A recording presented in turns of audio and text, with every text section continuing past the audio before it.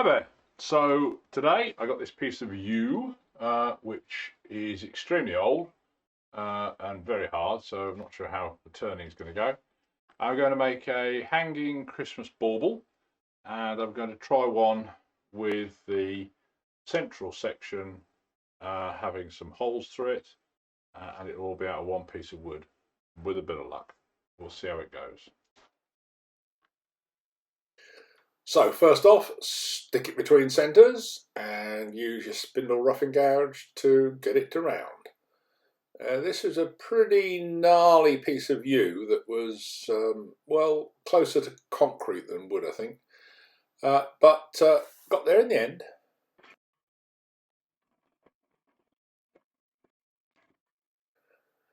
And then pretty much got it to round. Still a couple of small rebates in it where the timber was really heavily indented, but I wanted to get it onto the chuck, so I'm putting a tenon on either end and then put it into the chuck. So the idea is that there's a finial on the one end, which is at the top, then the ball in the middle, and then a lower finial. We'll make the ball about 60. So now just to remove some of the waste from the finial end and also from the other end, and then start to shape the sphere in the middle. And now I'll swap to the skew to make some V-cuts to define the limits of the sphere, and then start to remove some of the waste and start to see the approximate shape. But I'm just now going to mark up where the middle of the sphere will be, so that as I turn it down with the skew and the spindle gouge, I know roughly where the middle is. I'm not too worried whether this is really totally symmetrical or not. It is an ornament after all, but it's quite nice for practice purposes to set yourself a challenge and see if you can manage to make it work.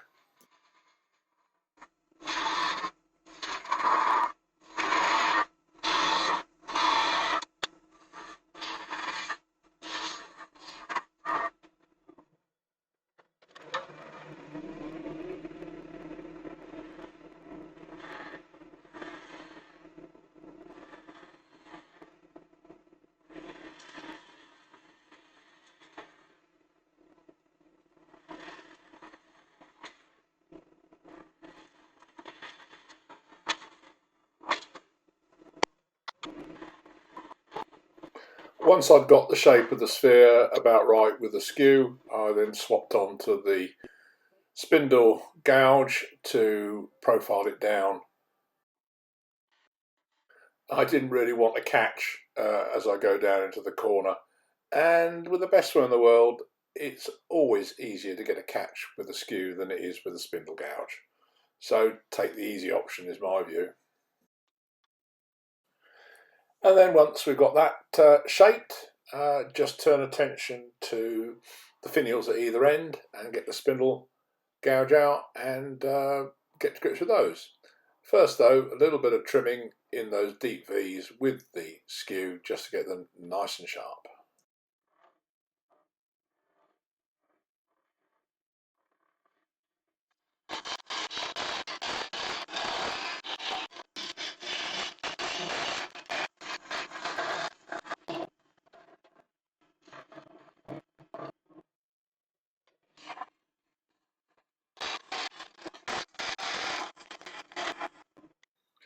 The sound went a bit funny here, so ignore my lips.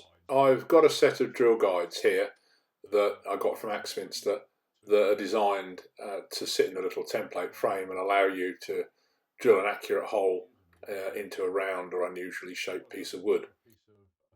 Hollets come with different hole sizes in the middle between 4 and 12 millimeters, and it's designed so that you can put a drill through the centre.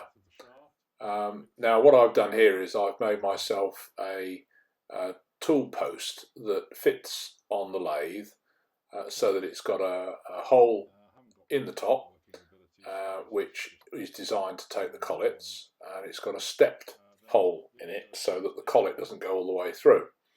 The base is obviously sized and positioned so that it drops onto my lathe and sits there without me having to recenter the height. I want the collets to be at dead centre, and I want to be able to swap them so that I can drill different sized holes at different positions in the sphere, but they're all going to be on dead centre. So the height of the piece above the banjo is such that this is exactly on dead centre. I did measure it. So I'm able, using the indexing, to drill a hole all the way through. So although I set it up for a 12mm drill, I decided fairly quickly to do a pilot hole with an 8mm drill, because my drill wasn't as sharp as I would have liked it to have been. So I've got the 8mm drill in the collet, and I've used the indexing system so that I know where my first drill point is going to be, and I'm going to then drill holes at 90-degree intervals around the outside using the indexing system. If you haven't got an indexing system, then you can simply put some marks on the outside at the point where the jaws are. So each jaw is exactly 90 degrees, and the screws in the centre are halfway between the 90 degrees, so you can use those to eyeball where 8 divisions are around the outside without going to the expense of a indexing system. After each 8mm hole, I then put the 12mm drill in and drill a second hole. This would have been a lot easier if I'd had a small Forstner that was nice and sharp.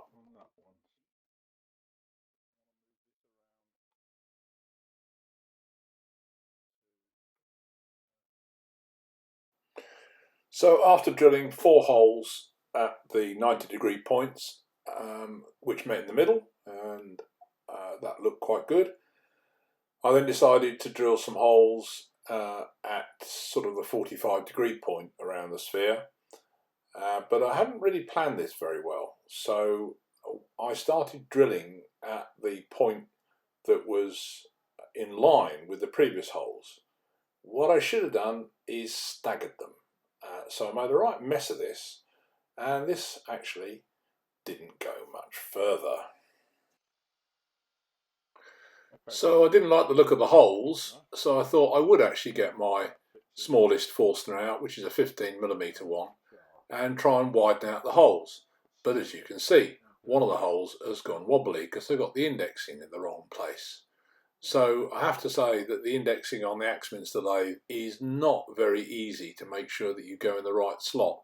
I'd have been far better following the comment I made earlier and just use the jaws as the alignment. I mean, you can even see there that if the jaw line was struck right through, you'd know exactly where the line was on the 90-degree intervals, but I didn't. So I stuck the Forstner in and then made a right old mess of it all as it all started to fall apart. So as you can see, the holes are all over the place, and I've managed to split the wood by not getting anything in the right place. Duh. So at this point, it was only one thing to do with it, and that was chuck it in the bin and start again. So I've started again. This is a piece of cedar, and I'm going to fast forward through the next stage of the process to get back to the drilling.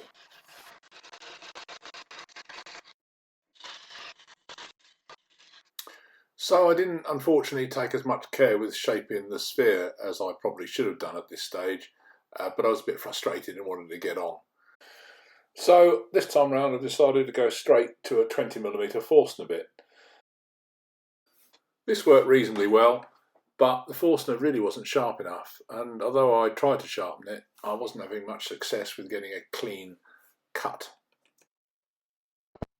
So I went back to the 2-stage hole cut, this time with a brad point 12mm wood drill and pilot drilled around each of the quadrant points before then taking the rest out with the Forstner. That worked a bit better, but really I need better Forstner bits.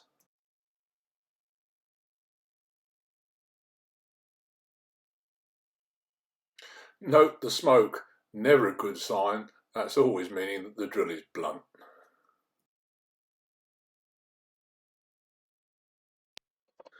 So I've reset the jig at the 45-degree points, offset to the holes that I've already drilled, and used a freshly sharpened 15mm diameter Forstner, and that worked a lot better with some nice clean holes.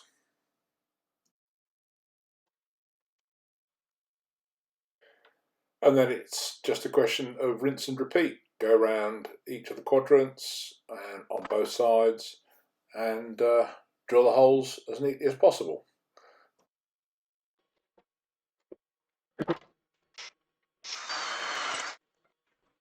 So with the holes drilled, I just used a rasp and some sandpaper just to sort of dress the inside where there was a bit of breakout.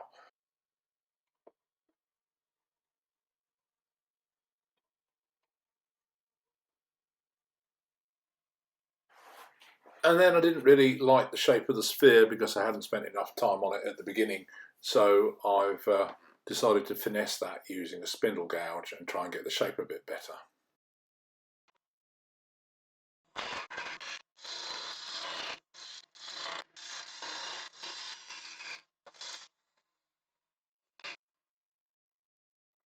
And then with that looking a bit better, back to the spindle gouge and some fun making some finials. I'd got no idea what shape I was going to make. I know you're supposed to plan in advance, but I kind of just let it grow as it goes along. So the main thing is work from the tailstock back towards the headstock, making sure you leave enough meat before you finesse it to make sure it doesn't start vibrating and chattering.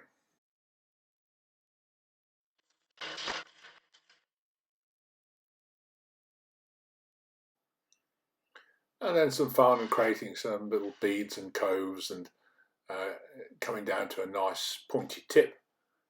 Just have some fun, practice with your tools.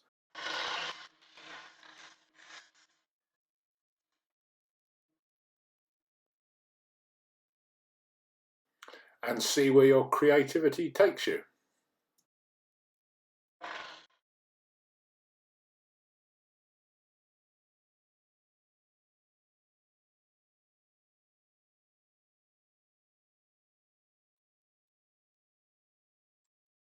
Well, having parted off down to a tip at the end and being a bit worried that I've still got quite a lot of work to do further on back, I thought I'd try what I've seen. I think it was Theo that did it, Theo the woodturner. I've got a tailstock drive which you can take the tip out of, so it gives me a support point which, if you put some paper in and around the tip, you can just pop it in to the recess, which will spin with it, so it won't burn, and it'll just provide you some additional support.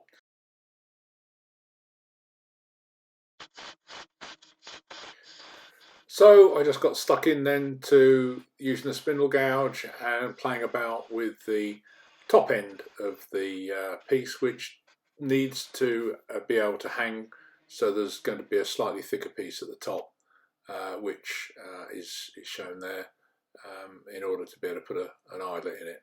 So I've used some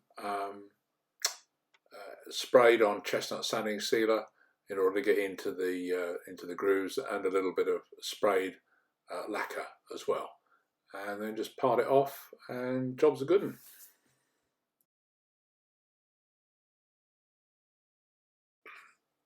A fun project. It's hanging up now, pride of place. I'm sure there's lots of learning points from it, mainly getting the right Forstner bits and making sure they're sharp. Anyway, have fun.